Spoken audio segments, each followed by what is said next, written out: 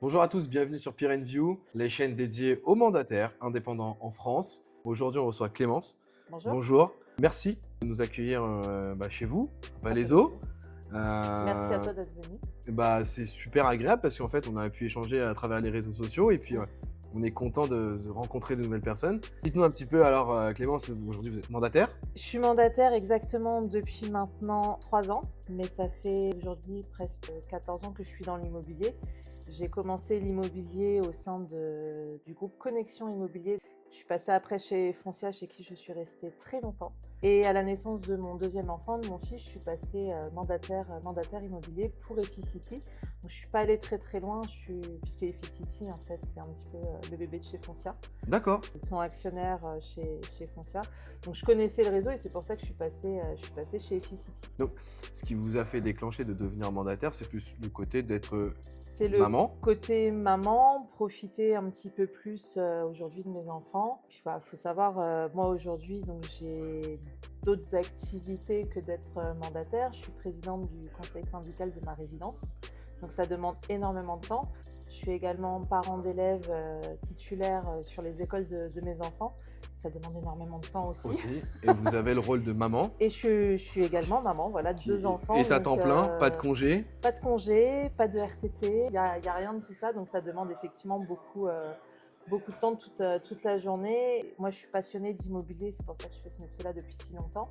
Et pour allier voilà, la passion de mes enfants et la passion de mon métier, j'ai fait le choix de devenir mandataire immobilier. Et c'était, donc chez Foncia, vous étiez aussi dans la transaction. J'ai toujours été transactionnaire. Donc Effectivement. quitter la transaction pour de la transaction, finalement, pas gros changement. C'est pas gros Par changement. contre, en termes de rémunération, peut-être gros changement. Alors, gros changement en termes de rémunération, effectivement, puisqu'aujourd'hui, l'avantage d'être mandataire, c'est la rémunération et le temps qu'on a pour faire un petit peu ce qu'on veut, puisqu'on gère nous-mêmes nos agendas. On n'a pas besoin de faire de permanence en agence, ce qui est obligatoire aujourd'hui quand vous travaillez en agence. Donc pas de permanence en tant que mandataire. Par contre, vous êtes un peu livré à vous aussi toute seule dans la rue avec vos Oui. cartes de visite. Et on se dit, par quelle rue je commence? Après, vraiment, pour être mandataire, il faut être hyper discipliné. On sait que le lundi, de 9h à 10h, on fait une action. De 10h à midi, on fait autre chose. Porte à porte, prospection, rencontre chez les commerçants, etc., etc. Si on n'a pas de planning strict, on ne s'en sort pas. Et aujourd'hui, quand vous avez mis en place la prospection, vous dites sur des commerçants, vous allez voir un commerçant, mais c'est pourquoi? Pour déposer votre pub au comptoir? Alors, c'est un petit peu pour tout. Aujourd'hui, un bon agent immobilier, qu'il soit mandataire ou en agence, le but, c'est d'être connu dans sa ville. Oui. Donc, pour être connu dans sa ville, il faut aller voir les gens. Oui, c'est vrai. C'est vrai. C'est le cœur aujourd'hui du métier, c'est être à l'écoute des gens qui nous entourent, puisqu'aujourd'hui, un bon agent immobilier est connu et reconnu sur son secteur. Oui, qu'il soit mandataire ou Qu'il soit dans une agence plus mandataire traditionnelle. Exactement. Et est-ce que vous avez vraiment senti ce changement quand vous êtes sorti de l'agence traditionnelle? Donc vous aviez une étiquette, une marque au-dessus de la tête. Mm. Aujourd'hui, vous avez une marque également pour travailler, mais quand vous êtes mandataire, on ne parle pas trop de votre marque, plus de votre nom et de votre prénom. Est-ce que vous avez senti que les particuliers, ils avaient une certaine réticence sur se dire, tiens, vous n'avez pas vraiment d'enseigne, pas de local, pas de vitrine? Ça va dépendre des clients et de l'âge surtout des clients. Aujourd'hui, les gens sont habitués, et surtout depuis le Covid, de faire tout de façon dématérialisée. On va avoir un petit peu plus de réticence sur les personnes plus âgées qui ont besoin en fait d'être assurées par un local commercial, par une vitrine. Mais après, tout dépend. Enfin, moi aujourd'hui, avec l'expérience que j'ai beaucoup de recommandations. Donc les gens sont quand même rassurés. Puis après, je sais aussi de quoi je parle. Donc, Oui, puis ça fait 14 ans quand même, hein, voilà. C'est Parce aussi plus facile. Même les clients, quand c'est leur primo-accédant, pardon, les premiers achats, ils connaissent pas le process, donc ça va. Ouais. Mais ceux qui ont déjà acheté, vous pouvez pas faire signer de compromis au domicile. Alors, vous êtes obligé de passer chez un notaire. Exactement. Et ça, les gens, ça va, parce que c'est des coûts supplémentaires, je crois, ou pas Alors, plus que ça? effectivement, il y a un coût supplémentaire puisqu'aujourd'hui, le notaire fait un acte. Ouais. Donc forcément, lui, il est rémunéré pour cet acte-là. Les mandataires n'ont pas le droit de faire signer un compromis en agence puisque nous n'avons pas d'agence physique.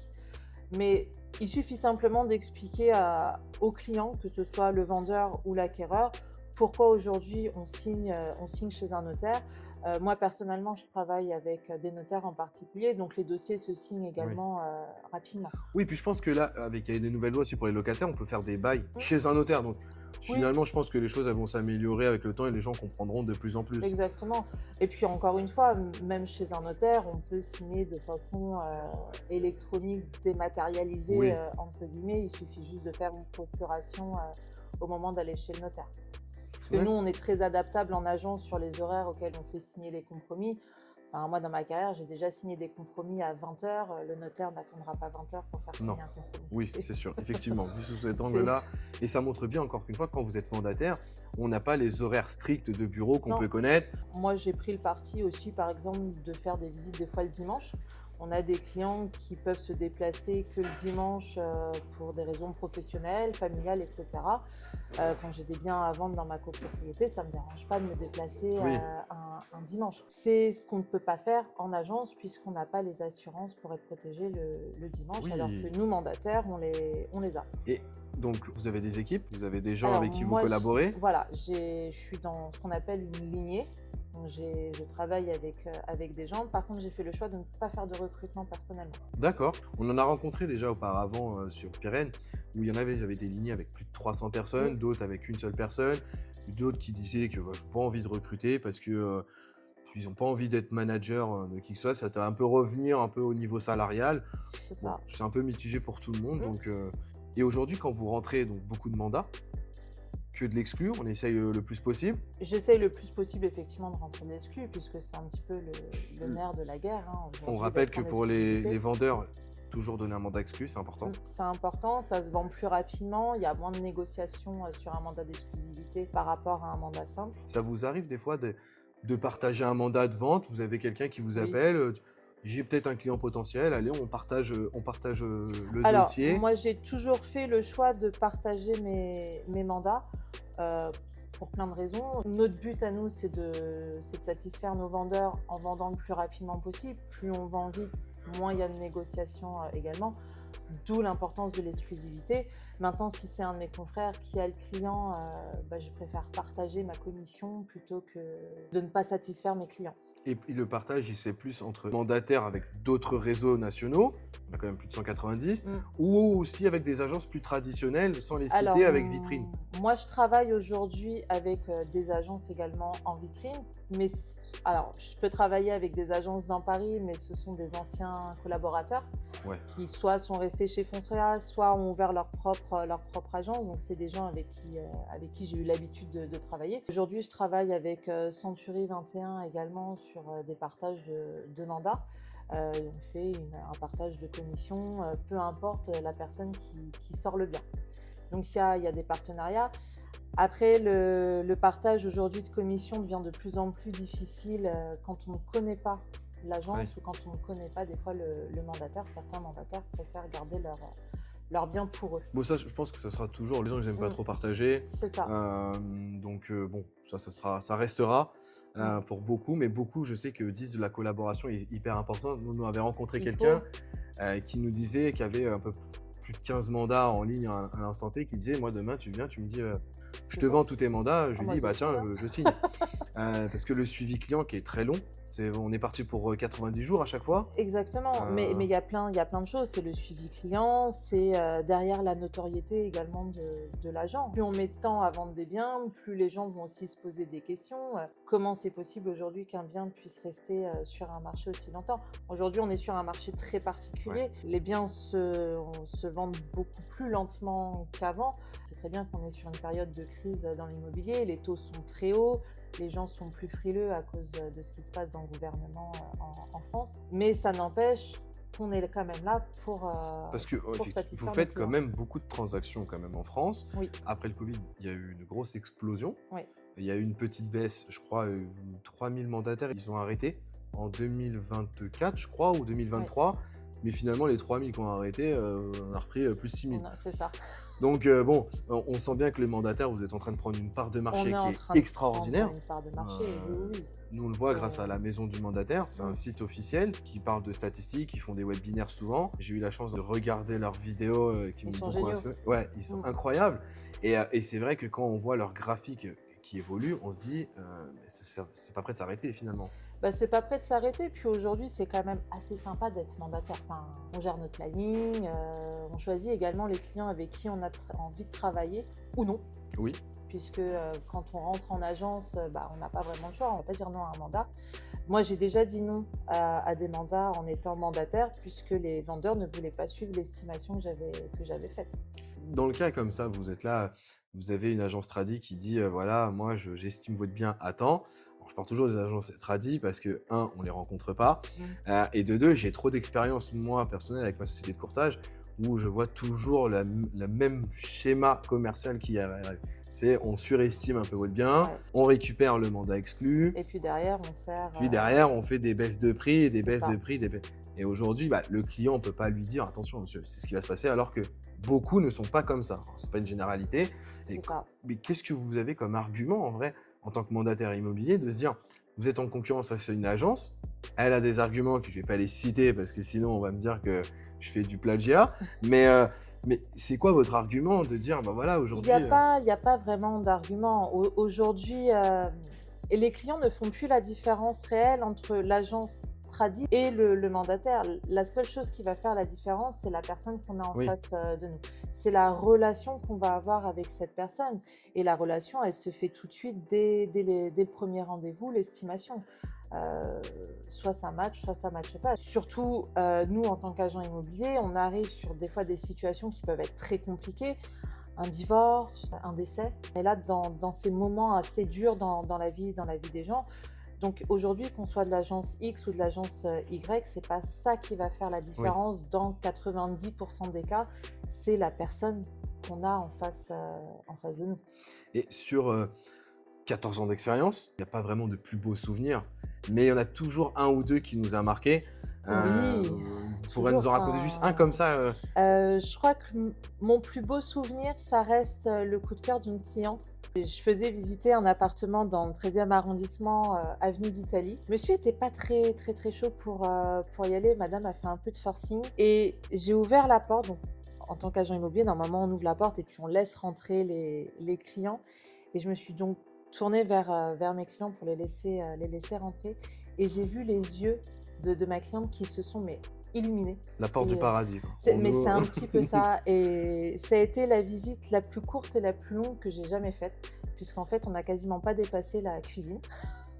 Elle s'est assise dans le canapé. Elle m'a regardée, elle m'a dit quand est-ce que je peux avoir les clés? Et là, je me dis waouh!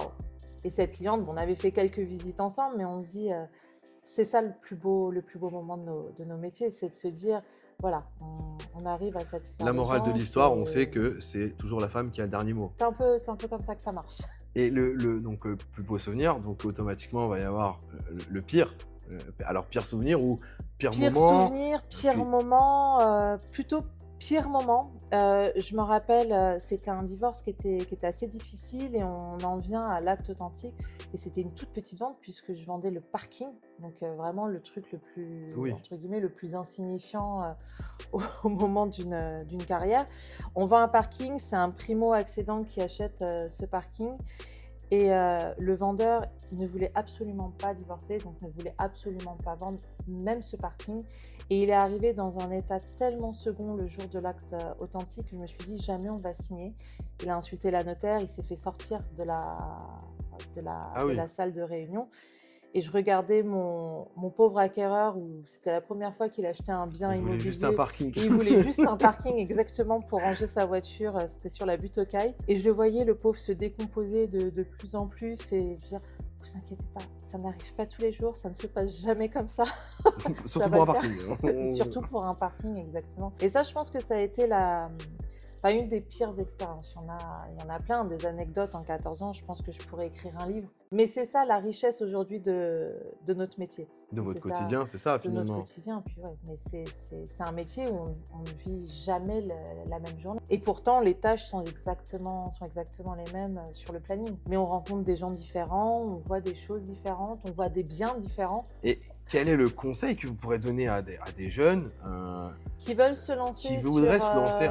Aujourd'hui, pour être un bon agent immobilier, je ne vais pas parler que des mandataires parce qu'on peut devenir mandataire ou passer par l'agence physique. Le principal, c'est déjà d'avoir confiance en soi. Le quotidien, il va être difficile. Et puis, il faut être très, très organisé, puisqu'aujourd'hui, même si on ne vit pas du tout les mêmes journées, on fait la même chose tout au long de la journée. On fait du phoning pour entrer du mandat. On fait beaucoup de relations clients, à appeler nos anciens estimés, à trouver de nouveaux acquéreurs, etc.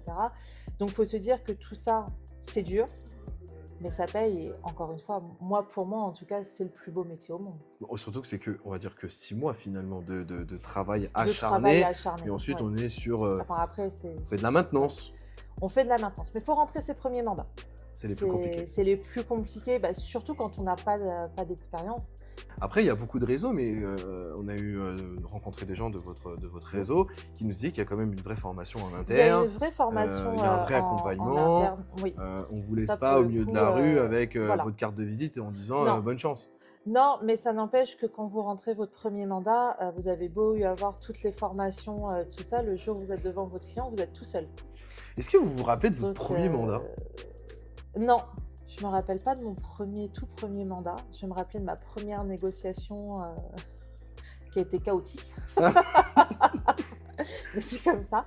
Moi, il y a un truc qui m'a toujours étonné dans le milieu de l'immobilier, c'est quand on parle de pige, c'est l'objectif, c'est de trouver un bien immobilier à vendre Oui. pour se le garder, on va dire, sur notre mini-site et de le proposer.